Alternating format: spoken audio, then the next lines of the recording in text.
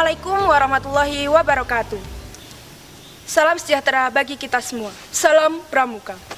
Halo Scouting Mania, bertemu lagi dengan kami Scout 7 Channel. Pada kesempatan kali ini, kita akan belajar tentang sejarah kepramukaan. Udah tahu belum? Kalau belum, mari kita simak penjelasan berikut ini. Sejarah pramuka pertama kali dikenalkan oleh Baden-Powell di bukunya Scouting for Boys yang menceritakan tentang perkemahan di tahun 1908.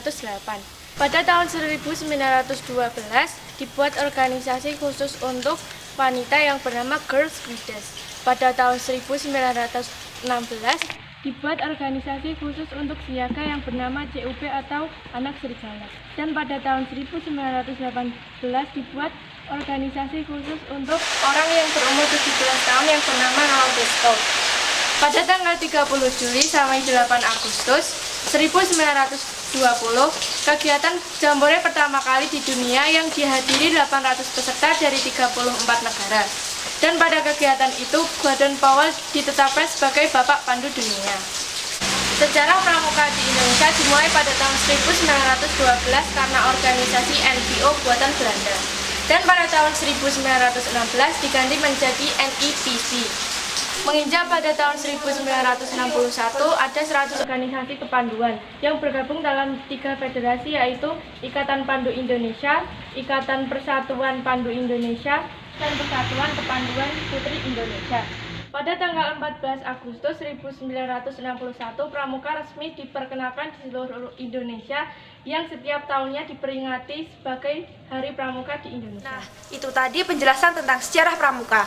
Selanjutnya, kita cari tahu tentang sifat-sifat pramuka. Lihat penjelasan berikut ini. Sifat pramuka dibagi menjadi 3. Pertama, nasional. Maksudnya, suatu organisasi yang diselenggarakan di suatu negara haruslah menyesuaikan dengan keadaan negara tersebut. Tak hanya keadaan, namun juga kepentingan dan kebutuhan. Yang kedua, internasional. Yang pertama ada nasional, yang kedua ada internasional. Maksudnya, suatu organisasi yang diselenggarakan di suatu negara maupun di dunia haruslah membina dan mengembangkan rasa persaudaraan dan persahabatan antar sesama pandu dan sesama manusia. Artinya, tanpa harus membedakan antara kepercayaan atau agama, golongan, tingkat, suku, dan bangsa. Yang terakhir atau yang ketiga adalah universal. Maksudnya, kepanduan dapat dipergunakan di mana saja untuk mendidik anak-anak dari bangsa apa saja yang dalam pembelajarannya menggunakan prinsip dasar dan metode kepanduan. Sudah tahu kan tentang sifat-sifat pramuka? Saya ulangi ya, sifat pramuka ada 3. Nasional, internasional, dan universal. Sekarang kita cari tahu tentang apa sih pramuka, gerakan pramuka, dan kepramukaan itu. Simak selanjutnya. Jadi yang dimaksud pramuka adalah sebutan bagi anggota gerakan pramuka yang meliputi pramuka siaga, penggalang, penegak, ataupun pandega.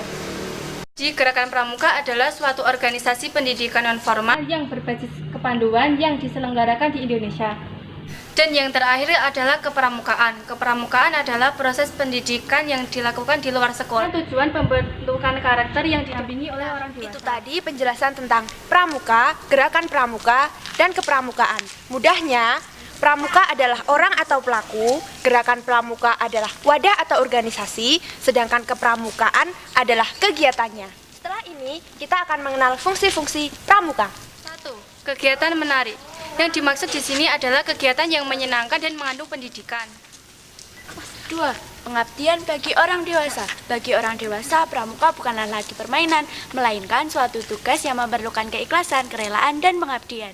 Yang ketiga adalah alat bagi masyarakat dan organisasi. Kepramukaan merupakan alat bagi masyarakat untuk memenuhi kebutuhan masyarakat setempat dan alat untuk organisasi dengan tujuan organisasinya. Demikian penjelasan dari kami. Terima kasih telah mengikuti kami. Sampai jumpa di video selanjutnya. Wassalamualaikum warahmatullahi wabarakatuh. Salam pramuka.